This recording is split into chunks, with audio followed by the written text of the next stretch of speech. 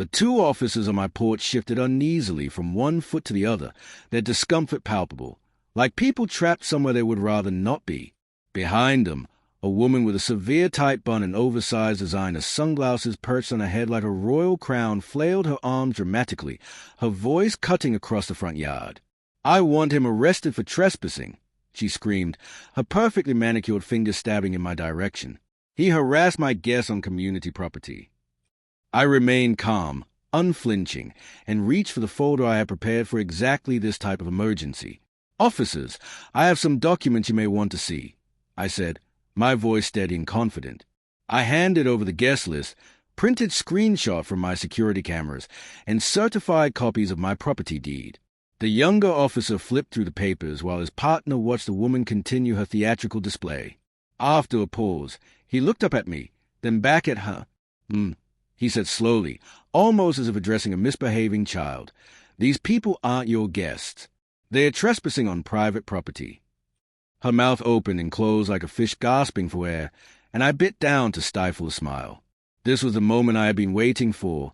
The instant Brenda Garrison, the self-proclaimed queen of our subdivision, realized she had picked the wrong neighbor. But let me rewind to how it all began. 6 months earlier, I had moved into what I believed would be my dream house in Sunset Ridge. The lot came with a private dock on Crystal Lake and a generous backyard that backed up to the community park. My realtor had carefully explained where my land ended and HOA-maintained property began. What she had failed to mention was Brenda Garrison, the self-appointed sovereign of our quiet little enclave. Brenda, standing at 5 feet 2 inches with peroxide blonde hair and a wardrobe that screamed, "I peaked in high school," ruled the HOA like a monarch. Beneath her passive-aggressive smiles and thinly veiled threats lurked an iron fist, one she wielded with meticulous control. My first encounter with her occurred just 2 weeks after I moved in. I was struggling to cram boxes into the garage when she stormed up my driveway clutching a clipboard. "You must be the new resident," she announced, skipping any form of greeting. "I'm Brenda Garrison, HOA president. I need to inform you." What followed was 20 minutes of a litany of rules. The proper grass height, approved mailbox colors, and the correct way to hang holiday decorations. I nodded politely, knowing better than to argue. That was my first misstep. The real trouble began about 2 months later. Returning home from a business trip one Saturday, I discovered my backyard had been transformed into a full-blown party zone. At least 30 people lounged on my deck chairs, my grill was in use, and a speaker system blared music near the shed.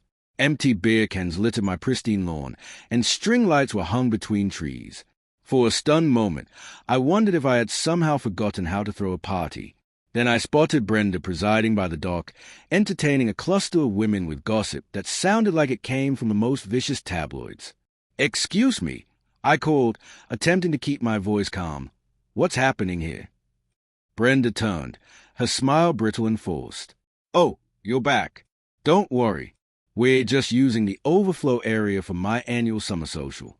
The community pavilion is crowded." "This isn't an overflow area," I said, my patience thinning.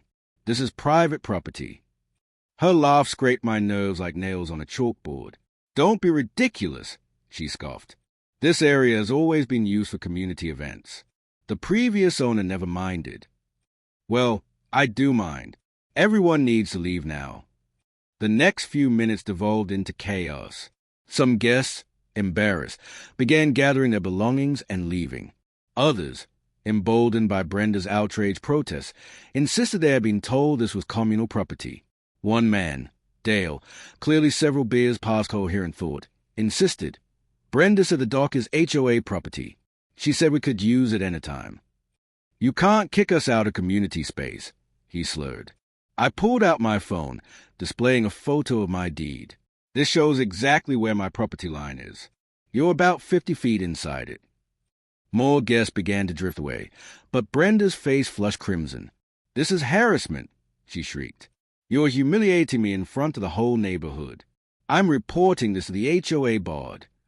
"Please do," I replied calmly. "And while you're at it, report that you've been trespassing on private property and inviting others to do the same." She stormed off, her remaining acolytes trailing behind her like ducklings. I spent the next 2 hours cleaning up their mess, taking photos, and recording videos.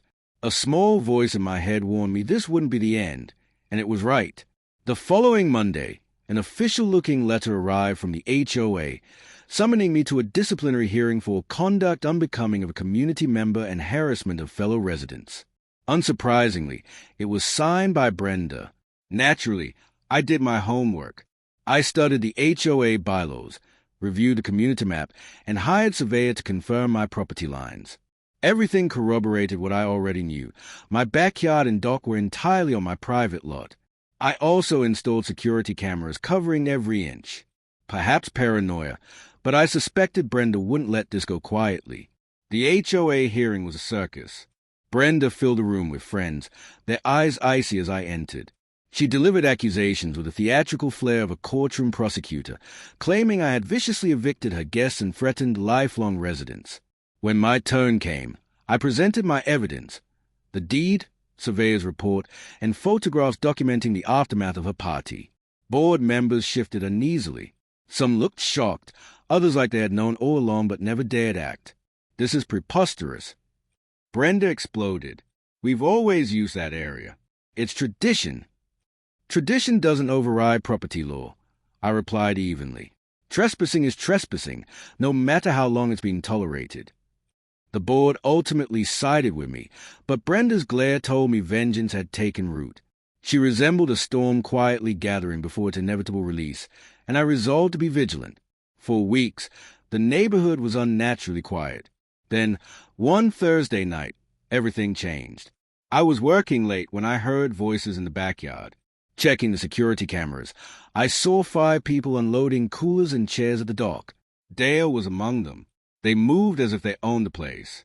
"Gentlemen," I called, "stepping outside. You need to leave. This is private property." Dale turned toward me, a smirk on his face. Brenda said we could use the dock for our fishing club meeting. She's the HOA president, so she has authority. "She doesn't," I said flatly. "Leave now, or I'll call the police." "Go ahead," he shot back. "Brenda's already called. Says you've been harassing HOA members." Then the sirens cut through the night. 2 police cars pulled into my driveway. Brenda appeared in a flurry, practically running in her designer heels. "Officers, thank God you're here," she wailed. "This man has been terrorizing our community, threatening I calmly people, handed over creating the a hostile environment." While Brenda's scheme began to unravel, Officer Patterson, the senior officer, reviewed my footage. It plainly showed the men entering my property without permission, and me asking them to leave. She checked property records and HOA bylaws. Officer Patterson said sternly, "HOA authority doesn't extend to private property. Filing a false 911 report is a crime. You could be arrested right now." Color drained from Brenda's face. The men she sent were cited for trespassing, and Dale was being prepped for a field sobriety test. "Since no physical harm occurred, we'll issue a warning this time," Officer Patterson continued. "But if you call us again with false claims, you will be arrested. Do you understand?" Brenda nodded, defeated. Her actions had created an official paper trail documenting her behavior, and I planned to use it. I organized records of trespassing, the false police report, misuse of HOA funds, receipts, invoices, and witness statements from neighbors like Tom and Sarah. I consulted a lawyer specializing in HOA law, who reviewed the evidence and nodded approvingly. "We have more than enough," he said. The false police report alone was ground for immediate removal. At the next HOA meeting, I laid out the evidence: the false police report, financial misuse, and signed witness statements describing Brenda's intimidation. Board members squirmed. Brenda snapped, screaming about lies. I calmly asked if filing a false police report could be considered a misunderstanding, then played Officer Patterson's body cam footage for everyone. The room fell silent. Brenda's face turned purple, her breathing ragged. Then Robert Daniels, the treasurer, stood. I moved for an immediate vote of no confidence in our current president. Hands shot up, 40 in favor, 3 against. Brenda Garrison was removed as HOA president. Chaos erupted. She hurled the gavel across the room, slammed into a glass panel, and stormed out, leaving stunned neighbors behind. Applause gradually filled the room. 2 weeks later, Margaret Stone was elected as a new president. Calm, reasonable, genuinely invested in the neighborhood, Margaret approved a fence installation between my yard and the community park. An audit revealed Brenda had embezzled nearly $3,000 in HOA funds. She repaid it under threat of legal action, but not before sending a bitter email accusing everyone of betrayal. Peace returned to Sunset Ridge. My backyard was quiet, the fence lined with climbing roses. Brenda still lived here, forced to take the long public path around the lake with a bedazzled Yorkshire Terrier. Occasionally, a neighbor would tease her about joining my legal HOA-approved events. She sped up, ignoring them. Months later, the final audit revealed years of misused HOA funds. Brenda was convicted of misdemeanor theft, ordered to repay $15,000, and complete 200 hours of community service. Watching the self-proclaimed queen of Sunset Ridge pick up trash in the very park she once lorded over, that was true justice.